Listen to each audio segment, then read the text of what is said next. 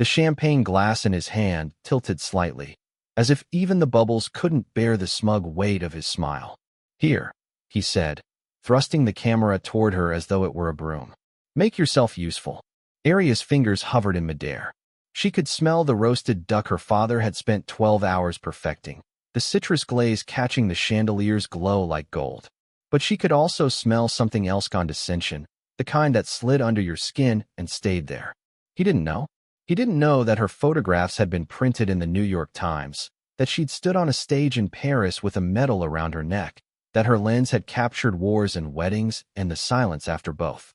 He didn't know that the girl he thought was just the help had once had her work auctioned for more than the cost of the diamond cufflinks on his wrist. But Arya knew, and that was enough. The room was all polished marble and low conversation, the kind of penthouse that felt like it had been built just to make you aware of how little you owned. It was the launch party for Victor Hale's latest skyscraper project, 30 stories of luxury living for the modern elite, whatever that meant. The catering staff moved like ghosts, their heads bowed, while the guests laughed in a way that was just loud enough to be heard by the people serving them. Her father, Elijah Brooks, had been hired personally by Hale for the evening. Elijah wasn't just a chef, he was a culinary artist, known for turning ingredients into poetry. But here, he was simply the black chef with the fancy food.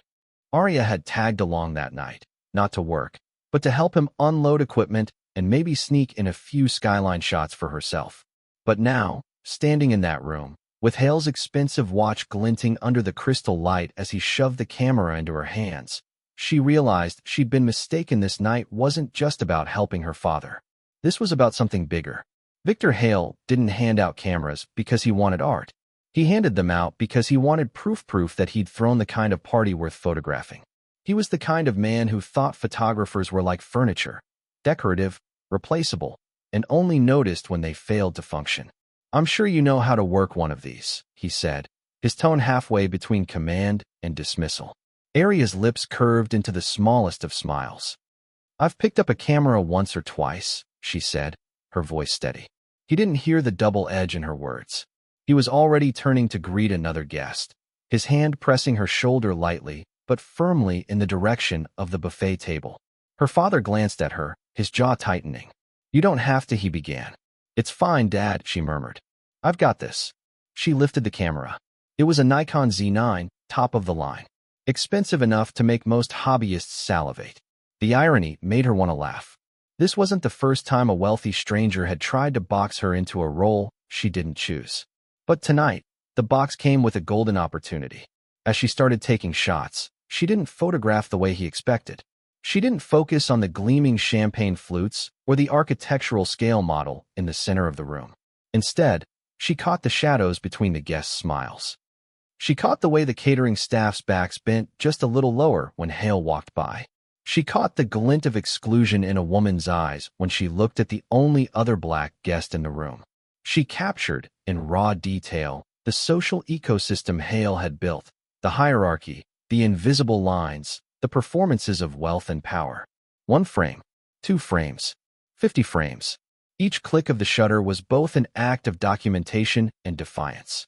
Somewhere near the bar, a woman in a sequin gown whispered to her date, "Is she even part of the staff?" Her tone was dipped in sugar but sharpened with glass. Arya didn't flinch. She framed the woman in her lens, pressed the shutter, and caught her mid-whisper, her lips frozen in a sneer.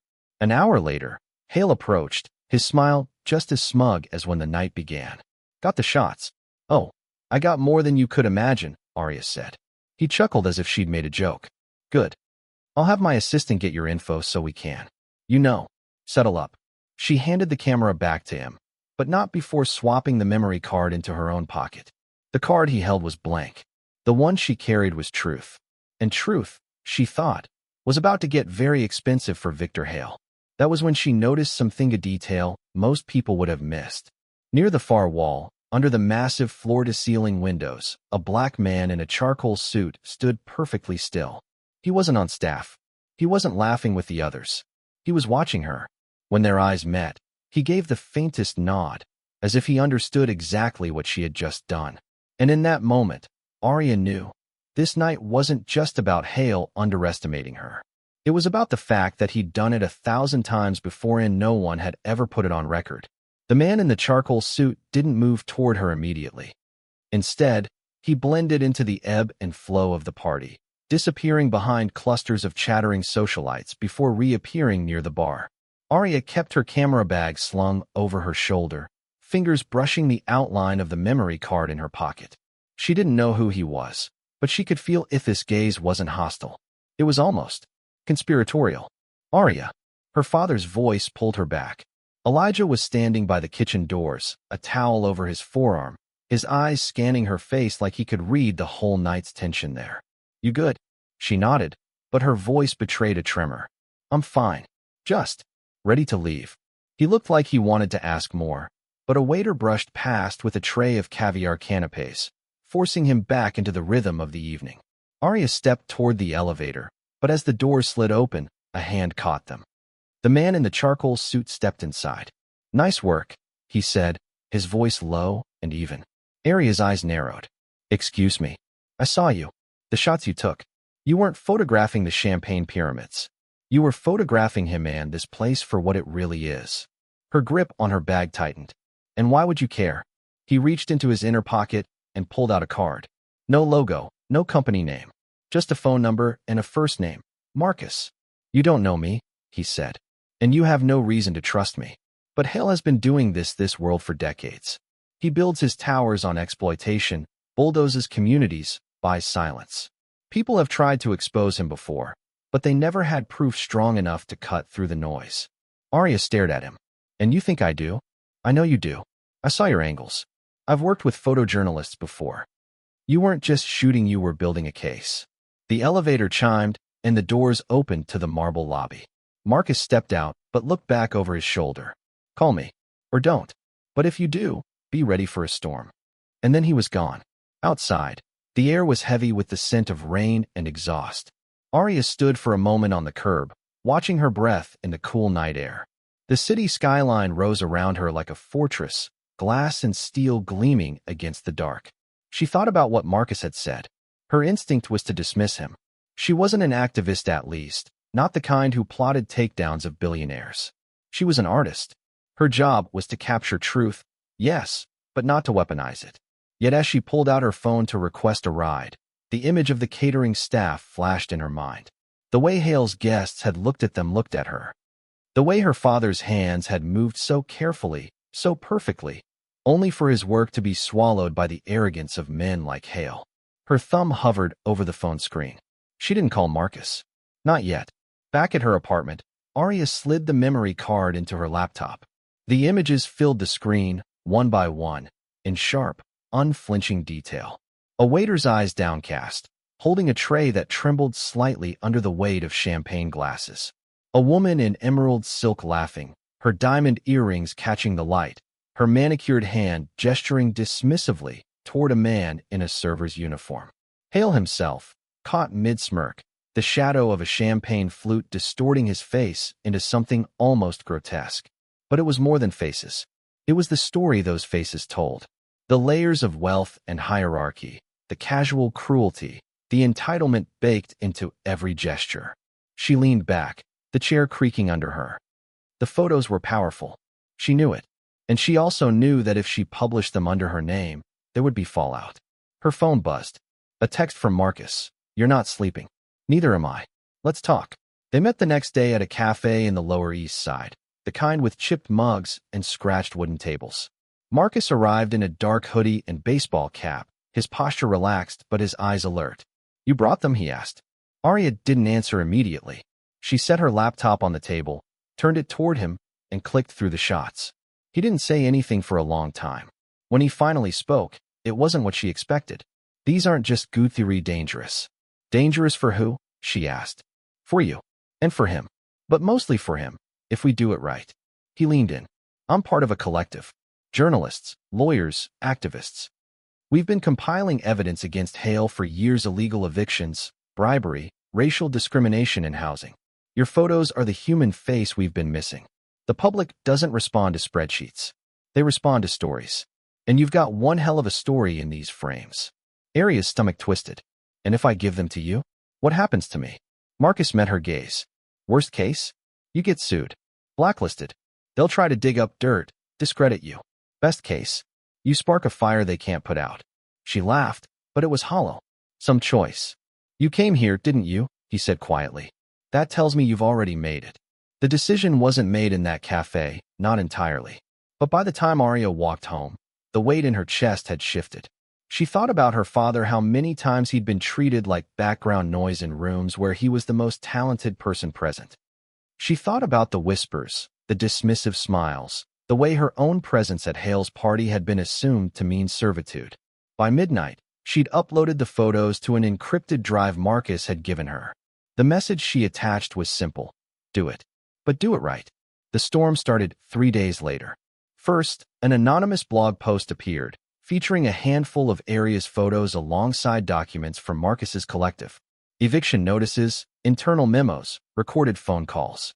The post claimed Hale's empire was built on systematic displacement and racial bias, and the images made the claim impossible to ignore. The story spread faster than Arya had expected. By the end of the week, it wasn't just on blogs, it was on mainstream news outlets. Hale's face was everywhere, but not in the way he liked. The smirk she'd captured became the emblem of greed in think pieces and TV panels. And then came the threats. Anonymous emails. Blocked calls. Someone following her home late at night. Marcus assured her it was standard intimidation, but that didn't make the knot in her stomach any smaller. Her father found out when a coworker showed him an article. You could have told me, Elijah said that night, standing in her doorway, his voice heavy. I didn't want to drag you into it. I'm already in it, he said. We both are. Always have been. I'm proud of you, Arya. Just be careful. The backlash was swift, but so was the support. Artists she admired reached out, offering solidarity. Strangers sent messages saying the photos had opened their eyes. A housing rights group invited her to speak at a rally. And then Hale himself broke his silence. He went on a business news channel, all smooth charm and practiced indignation. These so-called photographs are taken out of context, he said. This is a targeted smear campaign. The young woman behind Theme, if you can even call her a professional, was clearly looking for her 15 minutes of fame. Arya watched the interview in her living room, her hands shaking with equal parts anger and adrenaline. She could see the strategy discredit her, make her seem petty, amateurish. But she wasn't going to let him write her story. Marcus called that night. We have a chance to hit him where it really hurts. A televised debate. They've invited me, but they'll also let you come on as the photographer. Say the word. Arya hesitated. She wasn't a public speaker. She told stories with images, not speeches. But the idea of Hale spinning his version unchecked made her blood boil. Set it up, she said. The studio lights were blinding, the air-conditioned chill almost masking the heat in her veins. Hale sat across from her, every hair in place, every gesture rehearsed. The host introduced them, framed the segment as a discussion on ethics in business and the role of art in activism. It wasn't a discussion. It was war. Hale tried to paint her as naive, easily manipulated by radical activists. Arya responded with quiet precision, explaining her process, the context of each photograph, the patterns they revealed. She didn't raise her voice. She didn't need to. The host ended the segment by displaying one of her images on the screen, the waiter's trembling tray, the champagne catching the light just before it spilled. Hale looked at it, then looked away. And in that moment, Arya knew she'd already won. When the cameras cut, Hale stood, offered a handshake he didn't mean, and left without another word. Marcus clapped her on the shoulder. That, he said, wasn't just good. That was historic. Arya exhaled, the weight she'd been carrying for weeks finally lifting, if only slightly. The next morning, the photo was on the front page of 3 major newspapers. Below it, in bold letters, the image that shook the towers. Arya smiled, not because she'd hurt Hale, but because she'd shown the truth and the truth had spoken for itself. The first cracks in Victor Hale's empire appeared quietly most of the city didn't notice at first. An investor withdrew from his latest high-rise project, citing financial concerns. A city council member who had always defended him suddenly went silent. Lawsuits that had been sitting dormant for years were abruptly reopened. But Arya noticed. She followed every headline, every rumor. And she knew it wasn't just the photos. Marcus's collective had been waiting for an opening, and she had given it to them. Still, The victories were shadowed by unease. One night, as she was editing a set of unrelated freelance shots, her apartment went dark. The power outage lasted less than a minute, but when the lights flickered back, her laptop's desktop was different, files moved, some missing. Her stomach dropped. Someone had been inside her system. She called Marcus immediately. Could be a warning, he said grimly. Or a search for whatever you haven't already released. You backed everything up, right? Yes, but she hesitated. What if they come for me directly? They might, he said, not sugarcoating it. You need to be ready for that. The next day, she walked into her father's kitchen, his real kitchen, the small, warm one in their family-owned restaurant on 135th Street. The air was thick with the scent of garlic and rosemary, the walls lined with photos of customers who had become friends. You look tired, Elijah said, sliding a plate of fresh bread in front of her. Just a lot on my mind. You mean Hale? She glanced up sharply. How do you? Arya, he interrupted. You're my daughter. I know when you're carrying the weight of the world, but you're not carrying it alone. You've got people. Use them. She smiled faintly, but inside, she wondered how much longer she could keep him safe from the storm she had stirred. The storm arrived 2 nights later. She was walking home from a late meeting with Marcus when she felt it hat prickling at the back of her neck. The street was quiet, too quiet for Manhattan at that hour. She glanced over her shoulder. A man in a black coat was following her. She turned down a side street, quickened her pace. The footsteps behind her matched. Heart pounding, she slipped into the narrow alley behind a bakery, pulling her phone from her pocket. Before she could dial, a hand clamped down on her arm. Careful, Ms. Brooks, a voice murmured in her ear. People who play with matches shouldn't be surprised when things catch fire. She jerked away, adrenaline surging. Tell Hale if he wants to talk. He can do it in daylight and camera. The man smiled thinly. Hale, you think you're his only problem? There are others who like the way things are, and they don't like you changing the story. He let go, melting back into the shadows before she could react. By the time she reached her apartment, Marcus was already there, leaning against the wall outside her door. I know, he said before she could speak. I've got people watching now. But Arya, this is bigger than Hale. When you hit someone that high up, you shake the whole tree. A lot of things fall. She swallowed hard. Then we keep shaking. The fallout escalated. Hale's company was subpoenaed. A whistleblower came forward, corroborating the discriminatory housing practices Marcus's group had uncovered. 2 of Hale's oldest allies turned on him, trading testimony for immunity. But the most damning blow came from an unexpected place. A junior executive leaked internal emails, thousands of them detailing not only illegal deals, but also explicit racial bias in tenant selection. And there, buried in the chain, was a casual, mocking comment about that chef and his daughter with the camera, written by Hale himself. The media devoured it. For the first time, the public could see the racism in his own words, not just in policies. When Arya saw the leak, she sat at her desk for a long time, the glow of the screen painting her face in cold light.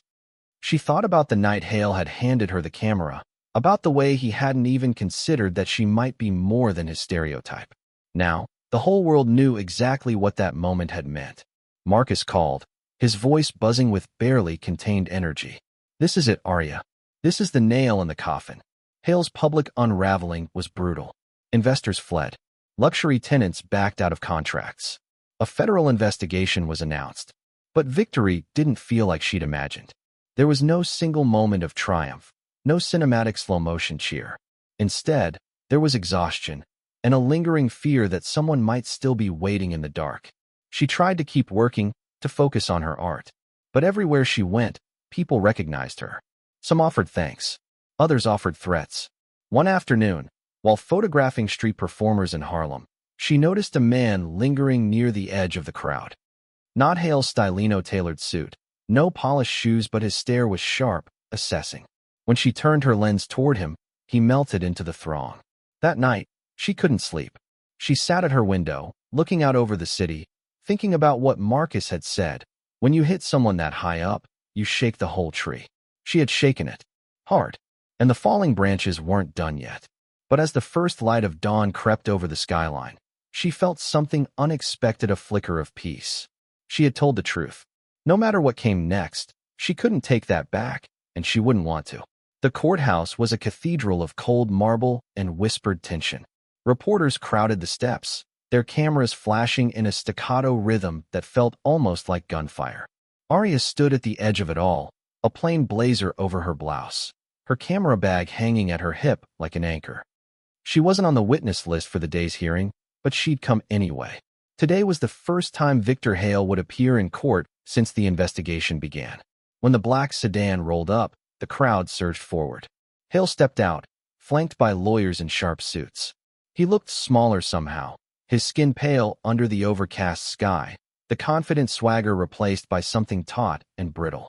Their eyes met for the briefest moment.